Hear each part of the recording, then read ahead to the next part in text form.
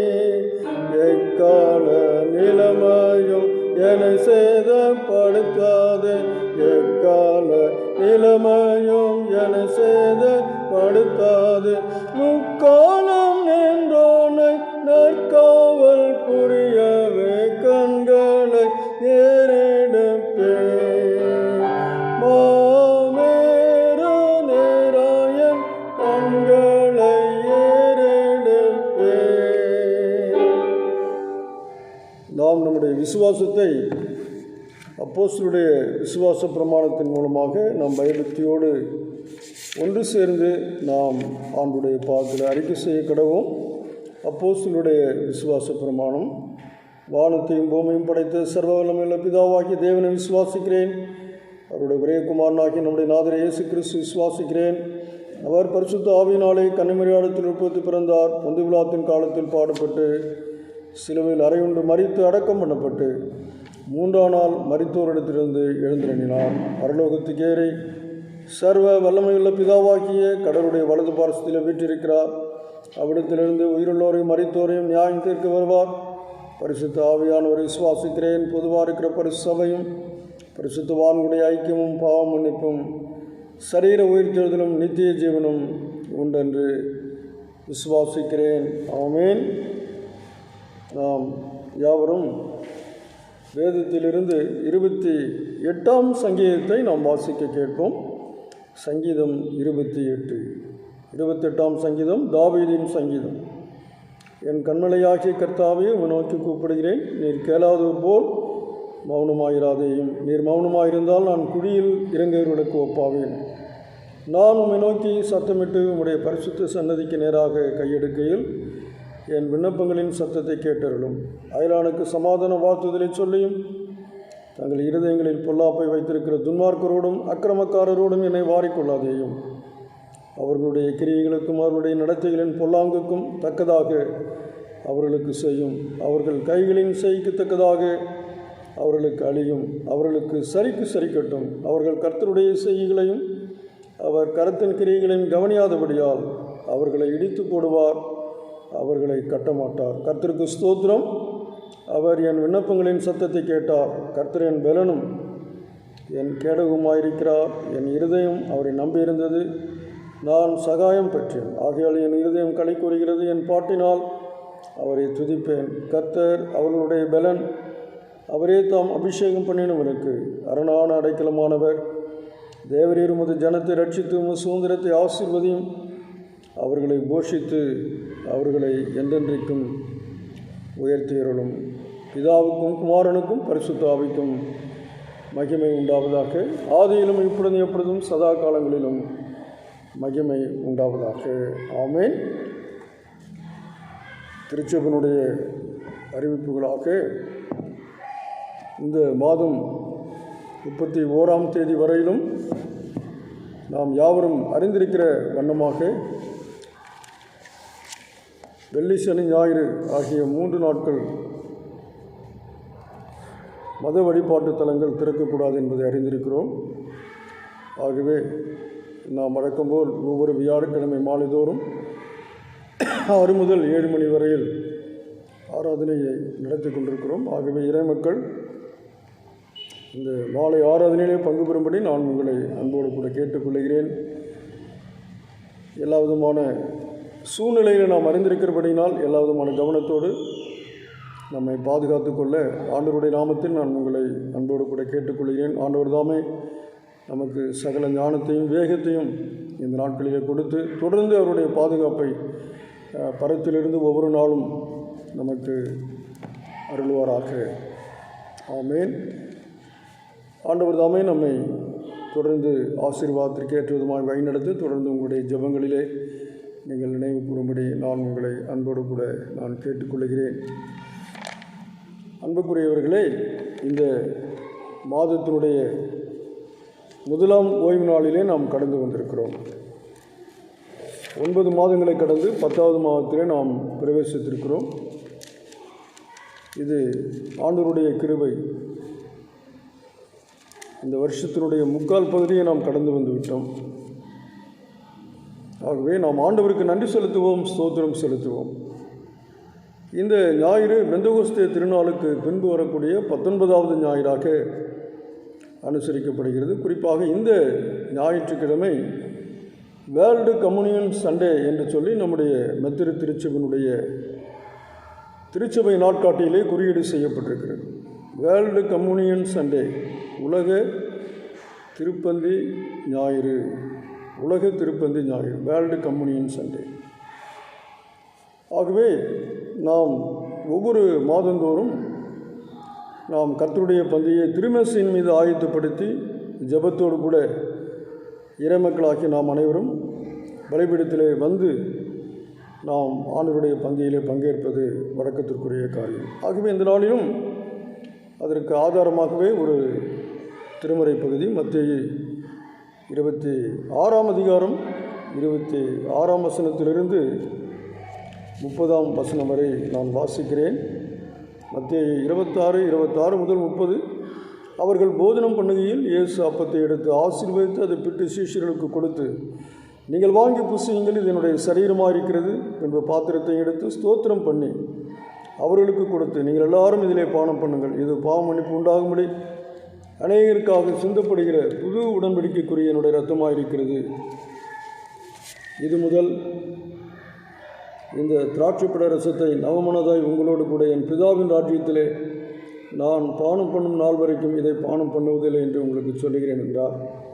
அவர்கள் ஸ்தோத்திர பாட்டை பாடின பின்பு ஒலிவமலைக்கு புறப்பட்டு போனார்கள் என்பது. ஆண்டவர் தாமே இந்த வசனங்களை நமக்கு ஆசீர்வாதமாக்கி தருவதாக. ஆகவே கர்த்தருடைய பந்தியை அனைத்து திருச்சபைகளிலும் இது அனுசரிக்கக்கூடிய ஒரு சாக்கிரமந்தாக நாம் செயல்படுத்தி வருகிறோம். இது ஆண்டவருடைய அன்பின் வேண்டுகோள், அன்பின் கட்டளை. ஆகவே திருச்சபைகளிலே இதை நாம் மிகுந்த பயபக்தியோடு கூட இந்த நிகழ்வை அனுசரித்து வருவது சிறப்புக்குரிய காரியம். ஆகவே இந்த நாளிலும் இந்த பகுதியை நாம் மீண்டுமாக ஒருமுறை நாம் சிந்திக்க அழைக்கப்படுகிறோம். வாசிக்கப்பட்ட இந்த பகுதியினுடைய தலைப்பு என்னவென்று சொன்னால், பிற்கப்பட்ட அப்பம் பகிரப்பட்ட பாத்திரம். பிற்கப்பட்ட அப்பம் பகிரப்பட்ட பாத்திரம்.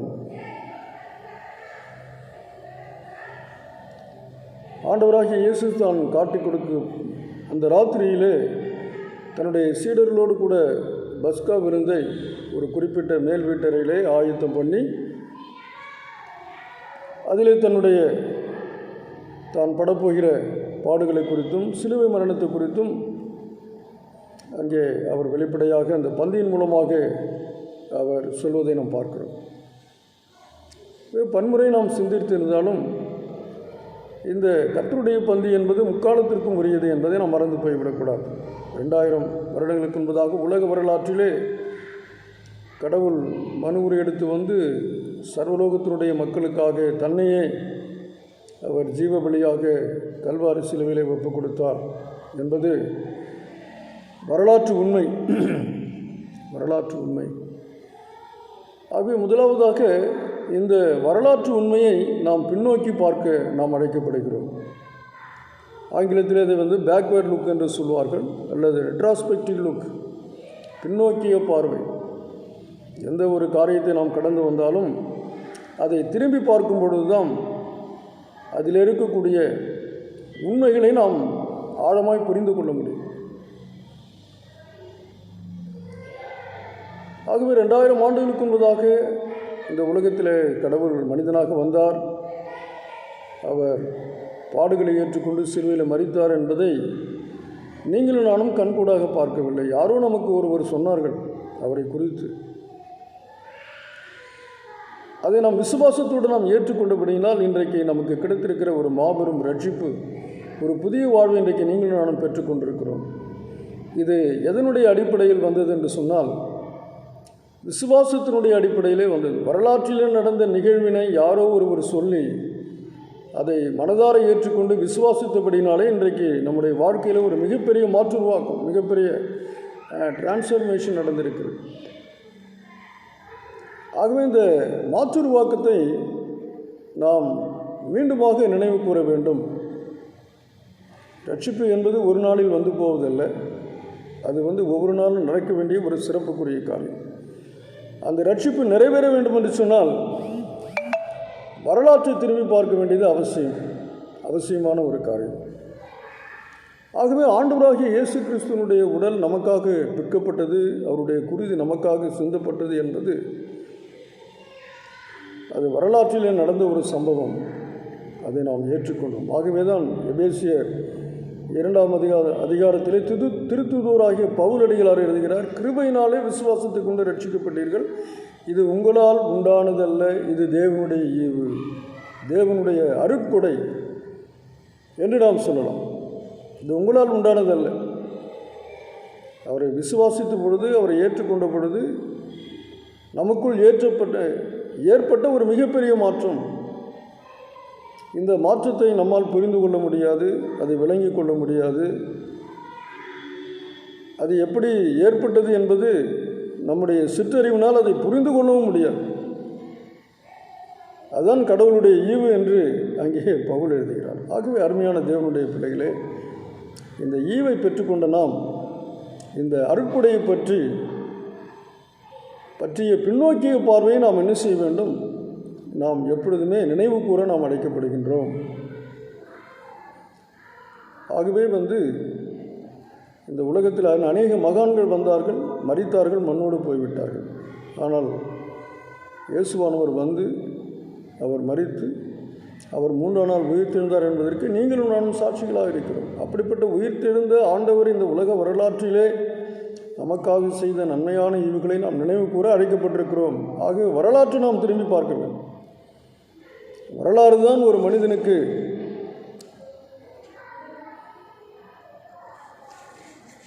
ஒரு உன்னத ஆன்மீகத்தை அது ஏற்படுத்துகிறது. விசுவாசத்துக்கு நேராக நம்மை உந்தி தள்ளக்கூடியதாக இருக்கிறது.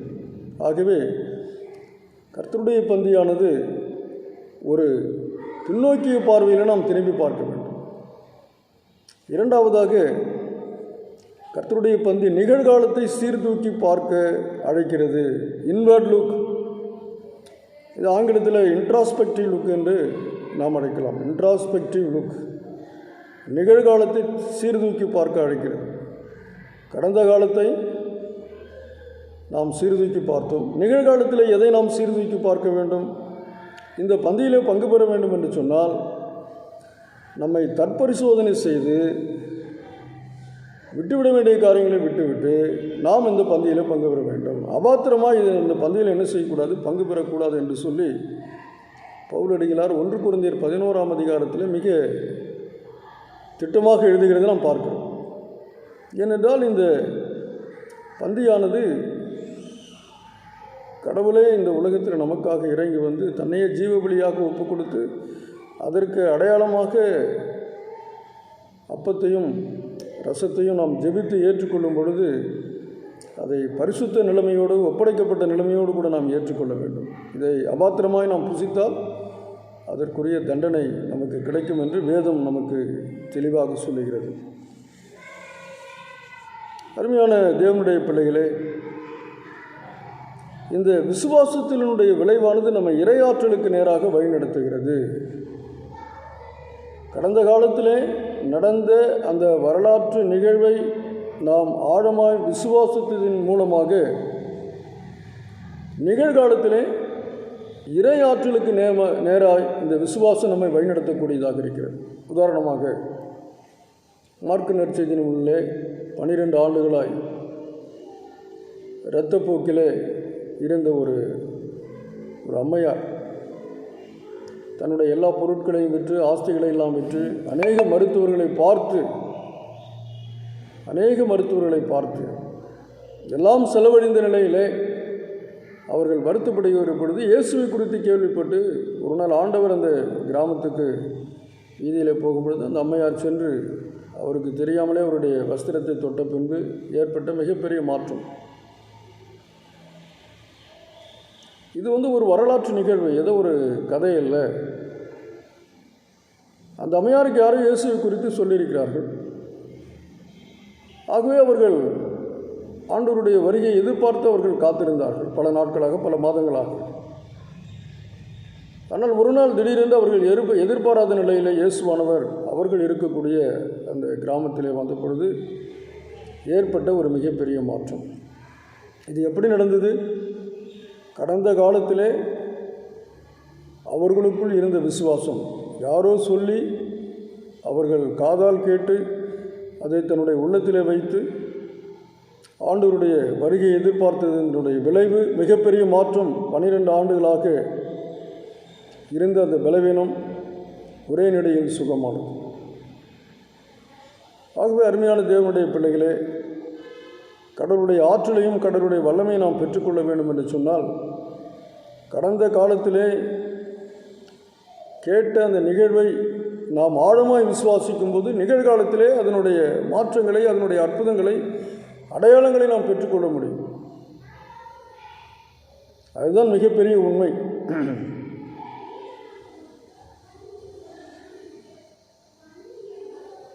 ஆகவே இந்த 12 வருடமாய் உதிரப்போக்கு இருந்த அம்மையாருடைய அந்த ஆழமான விசுவாசம் நமக்குள் வர வேண்டும், அந்த நம்பிக்கை நமக்குள் வர வேண்டும். ரட்சிக்கப்பட்டோம் என்பது உண்மையான காரியம். அந்த ரட்சிப்பு இந்த நாளிலே, அந்த ரட்சிப்பின் மூலமாக நாம் தொடர்ந்து பெற்றுக்கொள்கின்ற அருட்கொடைகள் என்ன, தேவனுடைய ஆற்றல் என்ன, தேவனுடைய வல்லமை என்ன என்பதை நாம் சிந்தித்து பார்க்க இந்த நாட்களில் அழைக்கப்படுகின்றோம். ஆகவே கர்த்தருடைய பந்தியானது கடந்த காலத்து மட்டுமல்ல, நிகழ்காலத்தையும் சீர்தூக்கி பார்க்க நமக்கு மிகுந்த பயனுள்ளதாக இருக்கிறது. ஆகவே இந்த பந்தியில் பங்கு பெறும் பொழுது அலட்சியமாக இந்த பாத்திரத்தில் நாம் பங்கேற்காதபடி, இந்த பந்தியில் பங்கேற்காதபடி மிகுந்த பயபக்தியோடு நம்மை தற்பரிசோதனை செய்து இந்த பந்தியிலே பங்கேற்க நாம் அழைக்கப்படுகிறோம், நாம் அறிவுறுத்தப்படுகிறோம். அழைக்கப்படுகிறோம் என்று சொல்வதை காட்டிலும் அறிவுறுத்தப்படுகிறோம். ஏனென்றால் சர்வலோகத்தினுடைய மக்களுக்காக கடவுளே இந்த உலகத்தில் தன்னையே அவர் சிலுவையில் அவர் தியாக பலியாக தன்னை ஒப்பு கொடுத்தார் என்பதற்கு இன்றைக்கு கோடிக்கணக்கான சாட்சிகள் இந்த உலகத்தில் இருந்து கொண்டிருக்கிறது. ஆகவே தான் எபிரேயர் 12ஆம் அதிகாரம் 1ஆம் வசனத்தில் மேகம் போன்ற இத்தனை திரளான சாட்சிகள் நம்மை சூழ்ந்து கொண்டிருக்க என்று சொல்லி எபிரேய ஆக்கியோன் எழுதுகிறார். எவ்வளோ பெரிய சாட்சிகள்! எதை பற்றி? ஆண்டவர் இந்த உலகத்தில் வந்தார், எனக்காக மரித்தார், உயிர்த்தார் என்பது வாழ்க்கையில் ஏற்பட்ட மிகப்பெரிய மாற்றத்தினுடைய அந்த விளைவு தான் இன்றைக்கு நீங்களும் நானும் இன்றைக்கு இந்த உயிருள்ள சாட்சிகளாக நின்று கொண்டிருக்கிறோம். ஆகவே கடந்த காலத்தில் நாம் விசுவாசித்த அந்த ஆன்மீக காரியத்தை நாம் தொடர்ந்து ஆழ்மைப்படுத்திக் கொள்ள அழைக்கப்படுகிறோம். மூன்றாவதாக, இறுதியாக எதிர்காலத்தை நோக்கிய பார்வை, அதாவது முன்னோக்கிய பார்வை, ஃபார்வர்ட் லுக், ப்ராஸ்பெக்டிவ் லுக் என்று ஆங்கிலத்தில் சொல்லலாம். எதிர்காலத்தை நோக்கிய பார்வை அல்லது முன்னோக்கிய பார்வை, ப்ராஸ்பெக்டிவ் லுக். என்ன இதில் எதிர்காலத்தை நோக்கிய பார்வை? ஆண்டவருடைய வருகை மட்டும் இதை அனுசரிக்க வேண்டும் என்று சொல்லி ஆண்டவரே நமக்கு சொல்லிவிட்டு போனார். நான் வரும் வரையில் என்னை நினைவு கூறும்படி இதை செய்யுங்கள் என்று திருவுளம் பற்றினார் என்பது கர்த்தருடைய வார்த்தையாக இருக்கிறது. 1 கொரிந்தியர் 11ஆம் அதிகாரம் 26ஆம் வசனத்திலே வாசிக்கிறோம். ஆண்டவருடைய வருகையை குறித்ததான முன்னோக்கிய பார்க்கும் பார்வை, எதிர்காலத்தை நோக்கிய பார்வை, ஆண்டவருடைய வருகையில் பங்கேற்க தகுதியுடைய வாழ்க்கையை வாழ வேண்டும், ஆவலுடன் அவருடைய வருகையை ஆயத்தமுள்ளவர்களாய் எதிர்நோக்க வேண்டும் என்று கர்த்தருடைய பந்தியானது நம்மை உணர்த்துகிறது. இன்றைக்கு அநேகருக்கு அப்படிப்பட்டதான ஒரு எதிர்நோக்கு இல்லை. ஏதோ இந்த உலகத்தில் பிறந்தோம், வாழ்ந்தோம், மரித்தோம், போய் சேருவோம் காலம் வந்தால் என்று சொல்லி அநேகர் நாம் சொல்வதை பார்த்திருக்கிறோம். ஆகவே கடவுளுடைய பிள்ளைகள் அப்படிப்பட்டதான மற்றவர்களைப் போல நாம் நம்முடைய நம்பிக்கை இருத்தல் கூடாது. நம்முடைய நம்பிக்கை என்ன?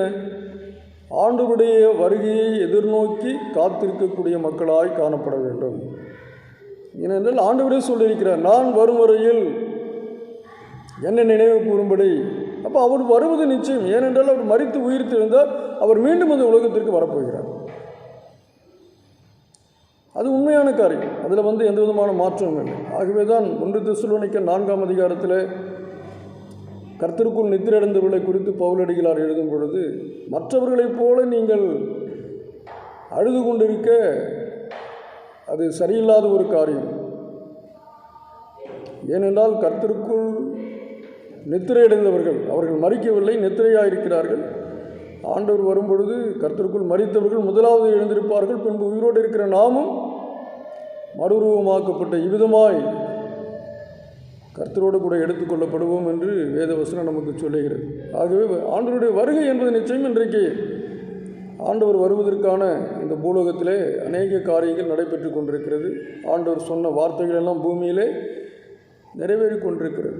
ஆகவே ஆண்டவர் சீக்கிரமாக வருகிறார். ஆகவே கர்த்தருடைய பந்தி எதை வெளிப்படுத்துகிறது என்று சொன்னால், நான் வரும் வரையில் என்னை நினைவு கூறும்படி இதை செய்யுங்கள். ஆகவே ஆண்டவர் வருகின்ற வரையில் அல்லது நாம் இந்த பூலோகத்தை விட்டு நாம் கடந்து போகின்ற வரையிலும் இந்த பந்தியிலே நாம் பங்கேற்க நாம் அழைக்கப்படுகிறோம், அறிவுறுத்தப்படுகிறோம்.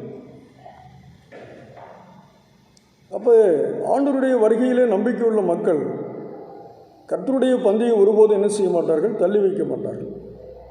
கர்த்தருடைய பந்தியை உற்சாகத்தோடு அதிலே பங்கேற்பார்கள். இன்றைக்கு அநேகர் என்ன சொல்கிறாங்க? நான் ஒரு பாவம் செஞ்சுக்கிட்டு இருக்கேன், அதனால் வர முடியல. அவங்க சொல்கிற கருத்து சரிதான். நான் பாவம் செய்கிறேன், அதனால் வர முடியலன்னு எவ்வளோ நாளைக்கு நாம் அப்படியே சொல்லிக்கிட்டு இருக்கிறது? அப்போ அந்த பாவத்தை விட்டு விலகுவதற்கு அவர்களுக்கு மனமில்லை.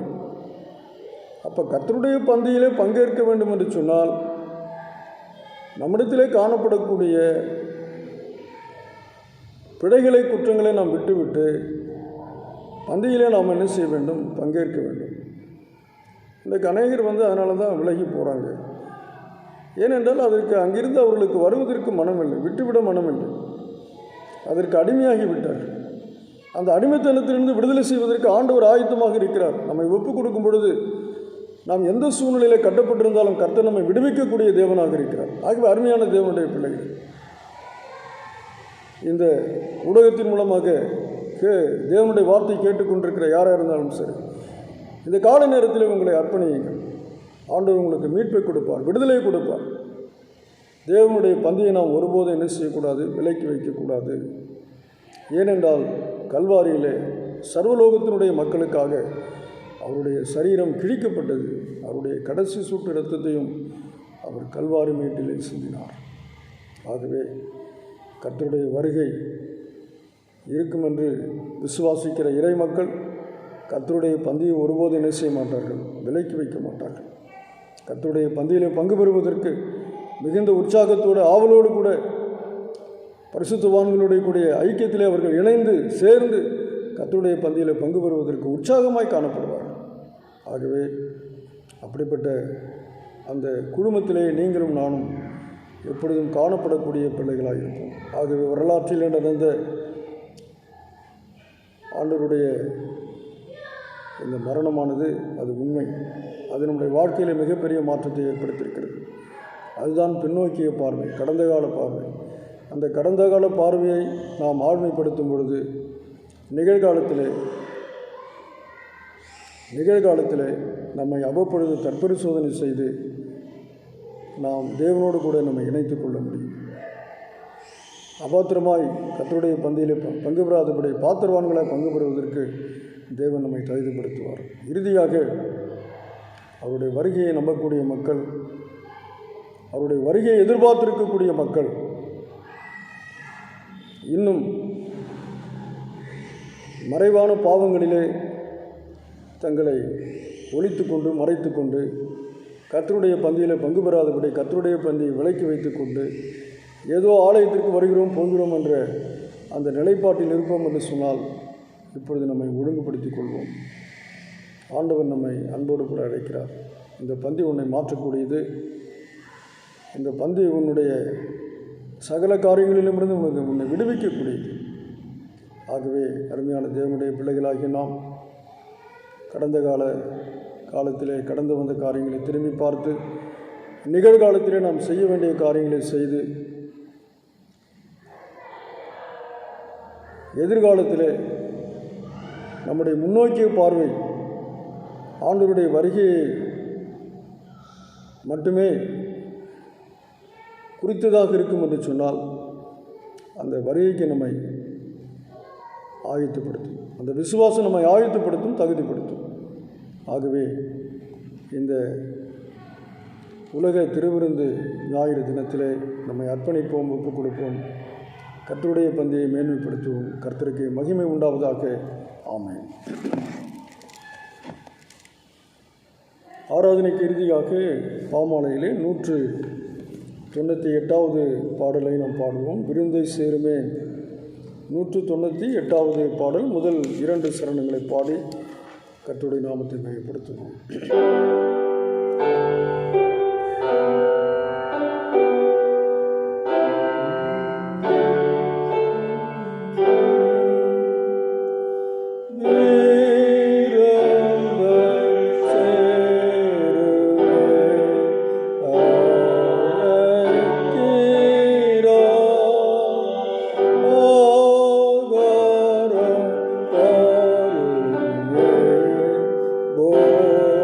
Share.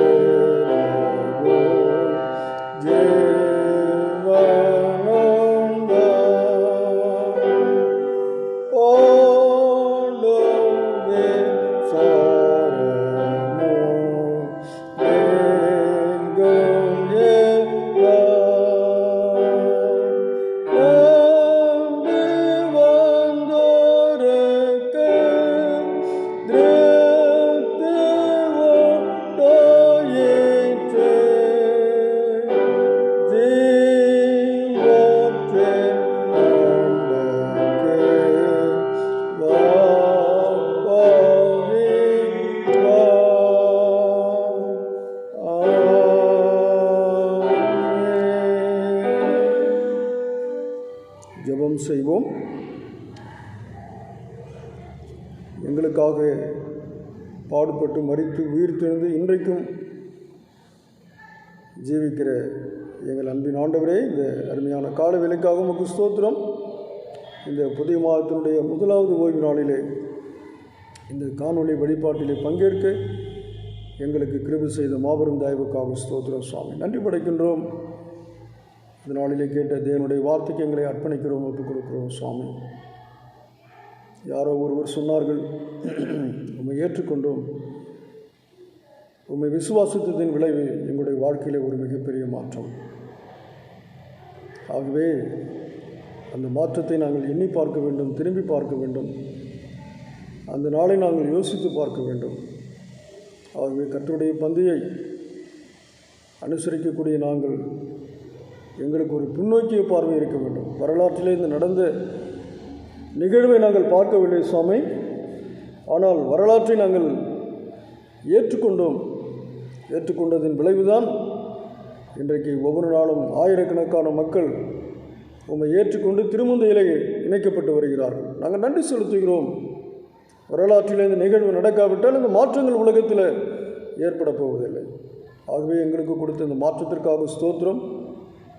ஆகவே கர்த்தருடைய பந்தியாக்கிய இந்த மாபெரும் இந்த நிகழ்விலே நாங்கள் நிகழ்காலத்திலே நாங்கள் என்ன செய்ய வேண்டும்? எங்களை தற்பரிசோதனை செய்து விட்டுவிட வேண்டிய காரியங்களை விட்டுவிட இந்த பந்தி எங்களை உந்தி தள்ளுகிறது. பந்தி எங்களுக்கு அரைக்கூவல் கொடுக்கிறது. அபாத்திரமாக இந்த பந்தியிலே பங்கு பெறுவோம் என்று சொன்னால் அதற்குரிய தண்டனை நிச்சயமாக உண்டு என்று வேதம் எங்களுக்கு தெளிவாக சொல்லுகிறது சுவாமி. ஆகவே கடந்த காலத்திலே எங்களுக்குள் ஏற்பட்ட மாற்றத்தை நாங்கள் ஆழ்மைப்படுத்தும் பொழுது நிகழ்காலத்திலே எங்களை மேற்கொள்ளுகிற நாங்கள் ஒவ்வொரு நாளும் சந்திக்கிற எதிர்மறையான காரியங்களை விட்டு விலகி உம்முடைய வெளிச்சத்திலே எங்களை சீர்தூக்கி பார்த்து இந்த பந்தியிலே பங்கு பெறுவதற்கு எங்களை ஆயத்தப்படுத்தும்படியாக நாங்கள் ஜெபிக்கிறோம். மாத்திரமல்ல, நான் வரும் வரையில் என்னை நினைவு கூறும்படி இந்த பந்தியிலே பங்கு பெறுங்கள் என்று சொல்லியிருக்கிறேன். இதை அனுசரியுங்கள், இந்த பந்தியை நீங்கள் கொண்டாடுங்கள் என்று சொல்லியிருக்கிறேன். ஆகவே தேவனுடைய பிள்ளைகளாக்கி நாங்கள் கர்த்தர் வருகிறார் வருகிறார் என்று சொல்லிக்கொண்டு நாங்கள் எங்களுக்குள் இருக்கின்ற ஒரு சில பாவங்களின் நிமித்தமாக நம்முடைய பந்தியை நாங்கள் விலக்கி வைத்து விடாமல் அதை அறிக்கை செய்து விட்டுவிட்டு உம்முடைய பந்தியிலே உம்முடைய எதிர்நோக்கோடு நீர் வருவீர் என்ற அந்த நம்பிக்கையினுடைய அடிப்படையில் இந்த பந்தியிலே பங்கு பெறுவதற்கு கர்த்தரை ஆயத்தப்படுத்தும்படியாய் நாங்கள் ஜெபிக்கிறோம். யா ஸ்தோத்திரம். நன்றி படைக்கிறோம் சுவாமி. நீர் இந்த உலகத்தில் வருவது என்பது அது உண்மையான காரியம். இந்த உலகத்தில் காணப்படுகின்ற அத்தனை சமய நூல்களும் இந்த உலகத்தை படைத்த பிரஜாபதி இந்த உலகத்திற்கு வருவார் என்று எழுதப்பட்டிருக்கிறது. ஆகவே தேவனுடைய பிள்ளைகளாகி நாங்கள் எல்லா விதமான ஆயத்தத்தோடு நம்முடைய பந்தியிலே பங்கு பெறும் பொழுது கர்த்தர் வருகிறார் என்ற அந்த நம்பிக்கையினுடைய அடிப்படையிலே அந்த பந்தியை நாங்கள் பரிசுத்தமாய் ஆசரிக்க கர்த்தரை கிருபை செய்திருந்தோம் சுவாமி. ஆகவே உம்முடைய சரீரம் உம்முடைய குருதி என்பது வாழ்வின் ஆதாரங்கள். ஆகவே நீர் கொடுத்த வாழ்வின் ஆதாரங்களுக்காக நன்றி சொல்லுகிறோம். வாழ்வின் பொருளுக்காக நன்றி சொல்லுகிறோம், நன்றி செலுத்துகிறோம் சுவாமி. நாங்கள் ஒவ்வொரு வாழ்வின் ஆதாரங்களை பயன்படுத்தும் பொழுது இது ஆண்டவருடைய சரீரம், இது ஆண்டவருடைய குருதி என்பதை நாங்கள் நினைவு கூர்ந்து அதை பயபக்தியோடு நாங்கள் பயன்படுத்தி எங்களுக்கு கிருபைதாரம் சுவாமி. ஸ்தோத்திரிக்கிறோம். ஒருவேளை அப்பம் திராட்சரசம் நாங்கள் இந்த நிகழ்விலே பயன்படுத்தினால் மட்டுமே அது அல்ல சுவாமி. கொடுக்கப்பட்ட எல்லா வாழ்வின் ஆதாரங்களுமே அது தேவனுடைய மிகப்பெரிய அருட்கொடை. தேவன் எங்களுக்காக இந்த மாபெரும் தியாகத்தை செய்யாவிட்டால் இந்த வாழ்வின் ஆதாரங்கள் இன்றைக்கு கிடைத்திருக்க முடியாது, இந்த மேன்மை கிடைத்திருக்க முடியாது. ஆகவே கொடுக்கப்பட்ட வாழ்வின் ஆதாரங்களை நாங்கள் உண்மையோடு பயபக்தியோடு நாங்கள் அதை ஏற்று அதை பயன்படுத்தி எங்களை கர்த்தர் கிருபை தரும்படியாக நாங்கள் ஜெபிக்கிறோம். யா ஸ்தோத்திரிக்கிறோம். கடவுளுடைய கிருபையும் சமாதானம் தொடர்ந்து எங்களோடு கூட இணைந்து வரட்டும். எங்களுடைய திருச்சபையினுடைய இறை மக்களுக்காக ஸ்தோத்திரம். ஒவ்வொரு குடும்பத்தையும் ஒவ்வொரு பிள்ளைகளையும் கர்த்தர் ஆசீர்வதிப்பீராக. குறிப்பாக ஆண்டவரே, பிள்ளைகளுக்காக ஜெபிக்கிறோம். கல்லூரியில் படிக்கக்கூடிய பிள்ளைகள், பள்ளியில் படிக்கக்கூடிய பிள்ளைகள் எல்லோரையும் ஆசீர்வதியும் சுவாமி. அநேக நாட்களாக ஆண்டவரே, கல்விச்சாலைகள் திறக்கப்படாத காரணத்தினால் பிள்ளைகளுடைய மன அழுத்தங்களை நீர் அறிந்திருக்கிறேன். அவர்கள் எந்த நிலையில் பாதிக்க என்பதை கருத்தில் அறிந்திருக்கிறீர் சுவாமி. ஆகவே பள்ளிகள் கல்லூரிகள் திறக்கப்பட்டு இப்பொழுது நடந்து கொண்டிருக்கிறது. ஆகவே பிள்ளைகளும் இந்த சூழ்நிலைக்கு ஏற்ற விதமாக தங்களை வடிவமைத்துக் கொள்ள கர்த்தர் கிருபை தரும்படியாய் நாங்கள் ஜெபிக்கிறோம்ப்பா. இப்பொழுது ஞாயிற்றுக்கிழமை ஆலயம் திறக்கப்படுமோ என்று எதிர்பார்த்து கொண்டிருக்க தேவனுடைய பிள்ளைகள் அவருடைய ஜெபத்தை கேட்டு சீக்கிரமாய் நாங்கள் ஓய்வு நாளில் ஆலயத்தை திறந்து நாங்கள் அனைவரும் கூடி வந்து ஆராதிக்க கர்த்தர் கிருபை தாரும். நம்முடைய கருத்திரங்களை தாழ்த்துகிறோம், அர்ப்பணிக்கிறோம், ஒப்புக் கொடுக்கிறோம். இந்த வழிபாட்டில் பங்கு பெற்ற ஒவ்வொருவரையும் கடவுள் ஆசீர்வதியும். இந்த மாதத்தினுடைய துவக்கு முதல் வரக்கூடிய அனைத்து நாட்களிலும் ஆண்டவர் எங்களோடு கூட இருந்து எங்களை ஆசீர்வதித்திட வேண்டும் என்று இயேசு கிறிஸ்துவின் மூலம் வேண்டிக் கொள்கிறோம். எங்கள் மகா பரிசுத்தம் உள்ள நல்ல பிதாவே, ஆமேன். நமது ஆண்டவராகிய இயேசு கிறிஸ்துவனுடைய கிருபையும் பிதாவாகிய தேவனுடைய அன்பு பரிசுத்த ஆவியானவருடைய ஐக்கியம் வழிநடத்தலும் இன்றும் என்றும் சதா நாட்களிலும் நம் அனைவரோடும் எப்பொழுதும் தங்கியிருப்பதாக. ஆமேன். என் ஆத்துமாவே கர்த்தரை ஸ்தோத்திரி, என் முழு உலகத்தினுடைய பரிசுத்த நாமத்தை ஸ்தோத்திரி. என் ஆத்துமாவே கர்த்தரை ஸ்தோத்திரி, அவர் செய்த சகல உபகாரங்களையும் மறவாதே. ஆமேன். ஆண்டவர் உங்களை ஆசீர்வதிப்பாராக. மீண்டுமாய் வருகின்ற வியாழக்கிழமை மாலை நேரத்தில் நடக்கக்கூடிய ஆராதனையிலே நீங்கள் பங்கேற்கும்படி நான் உங்களை அன்போடு கூட கேட்டுக்கொள்கிறேன். அடுத்த காணொளியில் சந்திக்கின்ற வரையில் தேவனுடைய பெரிதான ஆசீர்வாதம் நம்மோடு கூட இருந்து நம்மை ஆசீர்வதித்து வழிநடத்துவாராக. ஆமேன்.